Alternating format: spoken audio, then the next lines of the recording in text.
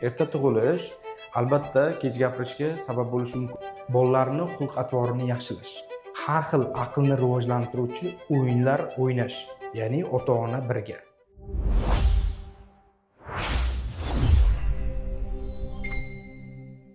Assalomu alaykum, hurmatli kuzatuvchilar. Men Husniddin Sattorov, Amir Quluch, nevrolog, neyrofiziolog. Bugungi mavzumiz bolalarni kech gapirishi, nutqni orqada qolish holatlari haqida gaplashamiz. Bu kasallik emas, bitta narsani bilib olishimiz kerak, bu simptom hisoblanadi. Buni asr vabosi desak ham mubolag'a bo'lmaydi. Nimaga buni keltirib o'taman? Xo'p, oxirgi paytlarda, oxirgi 10 yil ichida bu holatlar, ya'ni belgilar juda ham ko'payib ketdi. Bizga keluvchi ota-onalar, murojaat qiluvchi ota-onalar asosan bolalarni kech gapirishi yoki bo'lmasa gapirishdan orqada qolish yoki umuman gapirmaslik holatlari bo'yicha murojaatlar juda ham ko'p. Xo'p, bu faqatgina O'zbekistonda emas, bu dunyo bo'ylab, butun dunyo bo'yicha keng tarqalgan kasallik belgilaridan biri hisoblanadi. Endi buni bir nechta sabablari, belgilari bor va uni davolash taktikalari ham mavjud. Lekin bitta narsani tushunib olishimiz kerak. Ota-onalar kelishadi, urg'u berishadi dori-darmonga. Yo'q ota-onalar. Hozir buni kelib chiqish sabablari, belgilari va yechimlarini to'liq yoritib berishga harakat qilaman. Xo'p, buni kech gapirishni bir nechta asosiy sabablari bor. Xo'p, dastlabkilaridan birinchisi bu erta tug'ilish. Erta tug'ilish albatta kech gapirishga sabab bo'lishi mumkin. Nimaga? Sababi chaqaloqlarda bosh miya yarim sharlarini pushtalari to'liq rivojlanmaganligi hisobiga miyani funksiyasi to'liq yetilmaydi. Natijada esa bolada umuman nafaqat gapirmaslik, balki eshitish bilan bog'liq muammolar va o'zini tutish, xulq-atvor bilan bog'liq muammolar yuzaga kelishi mumkin erta tug'ilishda. Undan keyingi holatlar bu tug'ruq travmalari. Tug'ruq travmalarida albatta bu gipoksik holatlarni kuchaytiradi. Natijada esa organizmda bu umuman bosh miyada kislorod tanqisligini kuchaytirib, bosh miyani funksiyasi orqada qolishiga sababchi bo'ladi. Keyingi sababi bu kortikal displaziya, ya'ni bosh miya hajmini umumiy rivojlanishdan orqada qolish. Bu albatta bosh miyani yuqorida aytib o'tib ketganimizdek umumiy funksiyalarni to'liq namoyon qila olmasligi natijasida organizmda kechikish holatlari kuzatiladi. Nafaqat gapirishda, ya'ni nutqiy rivojlanishdan orqada qolish, balki bu ruhiy rivojlanishdan orqada qolishga ham sababchi bo'lishi mumkin. Keyingi sababi bu autizm spektr buzilishlar. Autizm spektr buzilishlarda xulq-atvor buzilish yuzaga keladi. Natijada esa bolada rivojlanishdan, ya'ni gapirish, nutqiy orqada qolish holatlari kuzatiladi. Keyingi sabablardan genetik kasalliklar. Ya'ni ota-onasida kech gapirish holatlari yuzaga kelgan bo'lsa, bolada ham kech gapirish ehtimolligi juda yuqori. Undan tashqari Down sindromi bor va tuberoz skleroz kasalliklari bor. Bu ham nutqni erta rivojlanishiga to'sqinlik qiladi. Keyingi sabablardan bittasi bu eng asosiy oxirgi mana shu sabablardan dolzarb muammolardan bittasi psixologik va ijtimoiy muhitning yomonligi. Bu nima degani? Ota-onalar o'rtasida o'zaro oilaviy janjallar yoki bo'lmasa bolaga qattiq muomalalar albatta bunga sababchi bo'lishi mumkin. Kelinglar, nutq rivojlanishining orqada qolishini sxematik ravishda doskada ko'rsatib beraman. Xo'p.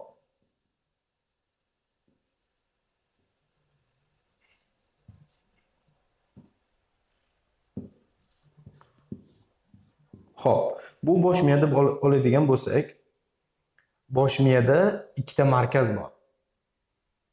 Ya'ni bu Wernicke va Brock markazi bor. Bu nima degani? Bosh miyani o'zini peshona va chakka qismida ikkita markaz bor. Brock markazi bu motor nutq markazi hisoblanadi. Ya'ni bizni artikulatsiya, ya'ni til harakatimiz uchun javob beruvchi asosiy markazlardan biri hisoblanadi. Ikkinchisi esa bu sensor nutq markazi. Wernicke bu sensor nutq markazi. Bu nima degani? Brok markazi bilan Wernicke markazi bir-biriga juda ham chambarchas holatda ishlaydi. Ya'ni bu markaz ishlamasa ham gapirishdan orqada qolish mumkin yoki bu markaz ishlamasa ham nutqdan orqada qolish mumkin. Buni bir-birini bog'lamini kuchaytirish eng asosiy yo'llardan bittasi bola bilan ko'p shug'ullanish hisoblanadi.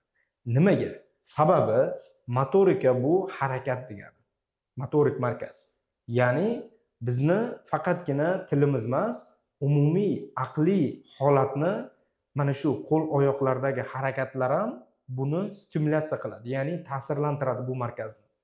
Bolani nutqiy rivojlanishi to'g'ri bo'lishi uchun bolada jismoniy harakatlar ham normada bo'lishi kerak albatta.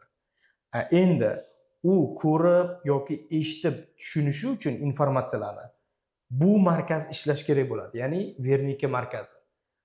E'tibor bergan bo'lsangiz yoki eshitgandirsizlar, eshitmaydigan bolalarda nutq nuqsonlari ko'p, 99% holatda. Endi eshitmaydigan bola gapirmaydi degan holatlarni ko'p eshitgansizlar.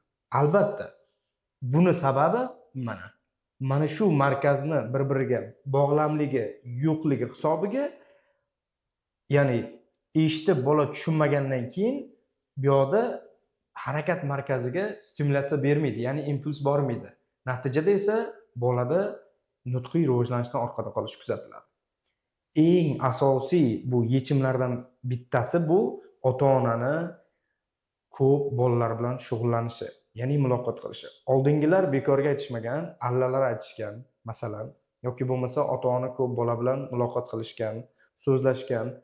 O'zi statistik ma'lumotlarga qaraganda, adabiyotlarda 3 oydan keyin chaqaloqlar ota-onani gaplarini tushunib boshlaydi.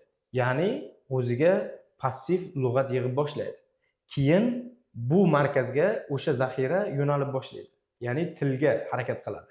Ya'ni u baqirib boshlaydi, ovoz chiqarib sekin-sekin o'rtada bog'lam hosil bo'lib boshlaydi. Bizda esa hozirgi ota-onalar esa bolalarni telefonga yoki ijtimoiy tarmoqlarga, masalan, gadjetlar, televizorlar, telefonlarga juda ham mukkasidan ketib qolish holatlari, ya'ni berib qo'yish holatlari ko'p. Bu esa mana shu ikkita markazni bir-biriga bog'liqligini uzib qo'yapti. Keyin nima bo'ladi? Bola 5 yoshda ham, 6 yoshda ham o'zini fikrini erkin namoyon qila olmayapti. Ota-onalar juda ham ko'p sehrli dorilar, qo'shtirnoq ichidagi sehrli dorilar kutishadi bizdan.